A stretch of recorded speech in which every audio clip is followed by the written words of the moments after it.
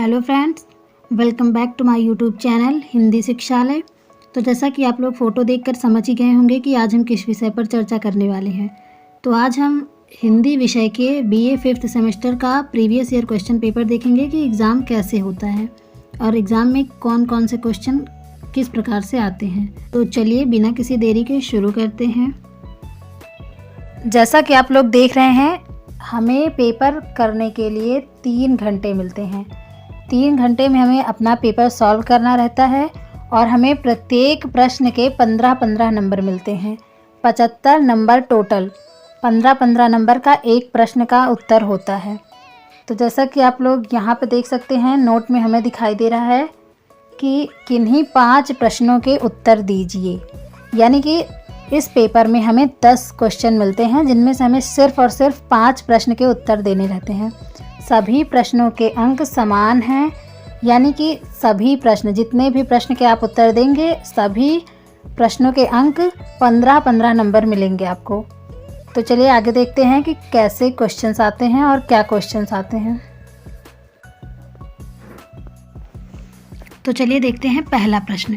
पहला प्रश्न है, निम्नलिखित पद्यांश की संदर्भ सहित व्याख्या कीजिए। और व्याख्या किसकी करनी है? यह वह विश्वास नहीं जो अपनी लघुता में भी कांपा, वह पीड़ा जिसकी गहराई को स्वयं उसी ने नापा, कुत्सा अपमान अवज्ञा के धुधुआते कड़ुए तम में, सह सदा द्रवित चिर जागरूक अनुरक्त ने लंब बाहु यह चिर अखंड अपनाया। तो ये पद्यांश सच्चिदानंद हीरानंद वात्स्यायन अज्ञेय के द्वारा लिखी गई कविता यह दीप अकेला का एक अंश है। इस पंक्ति का अर्थ है कि यह सच है कि एक व्यक्ति के रूप में कवि की शक्ति एवं क्षमता सीमित है, फिर भी उसे अपने आप पर भरोसा है और वह कठिन से कठिन परिस्थितियों में भी घबराने वाला नहीं है। उसने अपनी पीड़ा का अनुभव स्वयं किया है और उसे पूरे साहस एवं धैर्य के साथ झेला है। किसी दूसरे ने उसके दुख में हाथ नहीं बटाया और न उसने किसी से यह अपेक्षा की कि वह उसके दुख में हाथ बटाए। दूसरों से बार बार अपमानित, निंदित और तिरस्कृत होकर भी वह अपने प्रयत्न में लगा रहा। दूसरों ने उसके दुख का अनुभव भले ना किया हो, परंतु वह सदैव दूसरों के दुख से दुखी हुआ है। तो चलिए अगला प्रश्न देख लेते हैं। अगला प्रश्न है, निम्नलिखित पद्यांश की संदर्भ सहित व्याख्या कीजिए। इसमें भी आपको संदर्भ के साथ व्याख्या करना है। तो देखते हैं कि यह किसका पद्यांश है।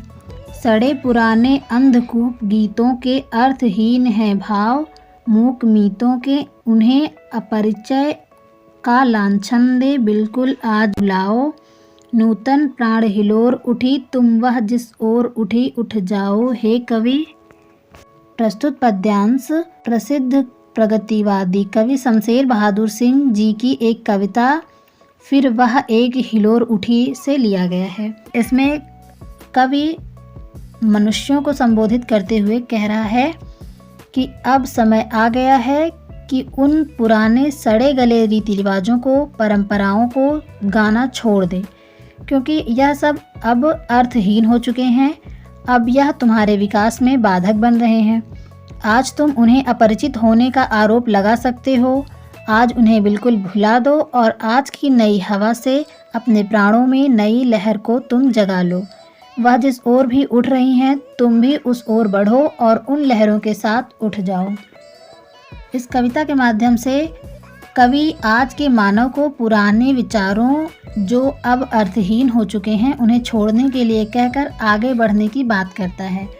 इस काव्यांश में सहज, सरल और खड़ी बोली का प्रयोग किया गया है और इसमें उपमा, अनुप्रास, रूपक अलंकार है। तो आप लोग चाहें तो इसे नोट कर सकते हैं कहीं पर, या फिर आप वीडियो देखकर ही समझ सकते हैं। तो चलिए अगला प्रश्न देखते हैं। अगला प्रश्न है, निम्नलिखित पद्यांश की संदर्भ सहित व्याख्या कीजिए। इस प्रश्न में भी आपको पद्यांश का संदर्भ सहित व्याख्या करना है। तो देखते हैं कि पद्यांश क्या है। अरे भगाओ इस बालक को, होगा यह भारी उत्पाती, जुल्म मिटाएंगे धरती से इसके साथी और संघाती, शह उन सब का लीडर होगा, नाम छपेगा अखबारों में, बड़े बड़े मिलने आएंगे लद लद कर मोटर कारों में। प्रस्तुत काव्यखंड जन कवि नागार्जुन द्वारा बिहार के बेलछी कांड के विरोध में लिखी गई कविता हरिजन गाथा से संकलित है। यह कविता नागार्जुन के दलित विमर्श नहीं वरन मानवीयता के प्रति दृढ़ प्रतिबद्धता के भाव को दर्शाती है। वे कहते हैं कि अरे भगाओ इस बालक को, होगा यह भारी उत्पत्ति, जुल्म मिटाएंगे धरती से इसके साथी और संघाती, यह उन सबका लीडर होगा, नाम छपेगा अखबारों में, बड़े बड़े मिलने आएंगे लद लद कर मोटर कारों में। तो इसकी भाषा बहुत ही सरल है, जिसका व्याख्या करने की ज़रूरत तो मुझे नहीं पड़ेगी, आप लोग खुद इसको देख लेंगे। इस कविता का जो विशेष है वो है दबे कुचले सर्वहारा वर्ग से उठकर ऊपर आने वाले क्रांतिकारी व्यक्तित्व के आगमन द्वारा समता के युग निर्माण का स्वप्न दिखाया गया है। इसमें दलित वर्ग को उत्साह व आशा की किरण दिखाई जा रही है कि अभी एक बच्चा जो बड़ा होगा वो आएगा और इस धरती से, यानी कि इस जगह से, जगह का नाम है बिहार के बेलछी गांव, वहां से जुल्म को मिटाएगा। तो आप लोगों को समझ में आ गया होगा। तो चलिए दूसरा प्रश्न देखते हैं। अगला प्रश्न है निम्नलिखित पद्यांश की संदर्भ सहित व्याख्या कीजिए, यानी कि इस प्रश्न में भी वही सेम चीज़ करनी है। तो यह पद्यांश चलिए पढ़ते हैं।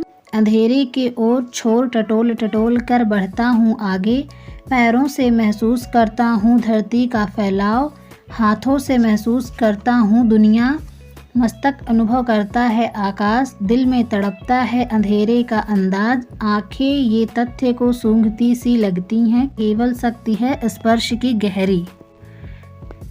यह काव्यखंड मुक्तिबोध के कविता अंधेरे में खंड 2 से अवतरित है। इसमें कवि ने फैंटेसी के माध्यम से अपने अंतर्मन में उठने वाले विचारों का विवेचन किया है। यहाँ कवि स्पष्ट करता है कि अपने विचारों को व्यक्त न कर पाने के कारण उसके मन में निरंतर एक संघर्ष चल रहा है। उसकी अंतरात्मा भावों और विचारों को व्यक्त करने के लिए छटपटा रही है। तो चलिए इसका अर्थ देख लेते हैं। कवि का कथन है कि उस रहस्यमयी व्यक्ति अर्थात अंतर्मन के कथन को स्वीकार करके वह अपने कमजोर घुटनों को बार बार पकड़ता है और लड़खड़ाता हुआ सा खड़ा होता है और दरवाज़ा खोलना चाहता है ताकि वह रहस्यमयी व्यक्ति अंदर आ सके। सर्वप्रथम वह अपने उस चेहरे को हाथ से पोंछता है जो कि खून से हीन है और जिस पर विचित्र प्रकार का सूनापन छाया हुआ है। कमरे के अंधकार के किनारों को टटोलता हुआ वह आगे बढ़ता है और अपने पैरों से धरती के विस्तार का अनुभव करता है। वह अपने हाथों से संसार का अनुभव करता है। उसका मस्तिष्क आकाश की ऊंचाई को अनुभव करता है। कहने का तात्पर्य यह है कि वह अपने लक्ष्य की गंभीरता को अच्छी प्रकार से जानने लगा है, लेकिन अचानक उसके हृदय में निराशा रूपी अंधकार का अनुमान पनपने लगता है और वह सच्चाई को भांप जाता है और उसकी आंखें तथ्य को सूंघ लेती हैं। फिर भी उसमें तथ्य को छूने की गहरी शक्ति उत्पन्न हो चुकी है। तात्पर्य यह है कि कवि यह सोचकर व्याकुल हो जाता है कि जनवादी कार्य सहज कार्य नहीं है, इसके लिए उसे असंख्य बाधाओं का सामना करना पड़ेगा। तो इसका विशेष यह है कि यहाँ कवि ने विभिन्न प्रतीकों के द्वारा एक निराश और व्यथित कवि की मनः स्थिति पर प्रकाश डाला है, जो चेतना के द्वार को बंद करके निजी सुख सुविधाओं में लिप्त है। इसमें अनुप्रास, पुनरुक्ति प्रकाश तथा उपमा अलंकारों का स्वाभाविक प्रयोग हुआ है।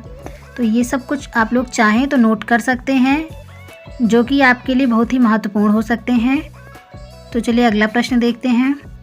अगला प्रश्न है अज्ञेय के काव्य में प्रयोगवादी प्रवृत्तियों का विवेचन कीजिए। अज्ञेय यानी कि सच्चिदानंद हीरानंद वात्स्यायन अज्ञेय ने अपनी कविता में, अपने काव्य में जो प्रयोगवादी प्रवृत्तियाँ अपनाई हैं उनका विवेचन करना है। अगला प्रश्न है नागार्जुन के काव्य में चित्रित व्यंग्य पर प्रकाश डालिए। अगला प्रश्न है शमशेर बहादुर सिंह के काव्य शिल्प की विवेचना कीजिए। इसमें हमें शमशेर बहादुर सिंह के काव्य शिल्प यानी कि उनके काव्य की विशेषताओं की विवेचना करना है। अगला प्रश्न है मुक्तिबोध भयावहता और संघर्षों के कवि हैं, सो उदाहरण विश्लेषित कीजिए। इसमें आपको उदाहरण के साथ समझाना है कि मुक्तिबोध एक भयावहता और संघर्षों के कवि हैं। अगला प्रश्न है समकालीन कविता की प्रमुख प्रवृत्तियों पर प्रकाश डालिए, यानी कि समकालीन कविता की जो प्रमुख विशेषताएं हैं हमें उन्हें अपनी कॉपी में लिखना है। अगला प्रश्न है वहदंतुरित मुस्कान। वहदंतुरित मुस्कान जो कि नागार्जुन की एक कविता है, उसके काव्य सौंदर्य पर प्रकाश डालिए। आई होप कि आप लोगों को BA 5th सेमेस्टर हिंदी विषय के फर्स्ट पेपर का अनुमान हो गया होगा कि कैसे पेपर आता है और हमें क्या प्रश्न और हमें कितने प्रश्न करने रहते हैं, हमें कितना समय मिलता है।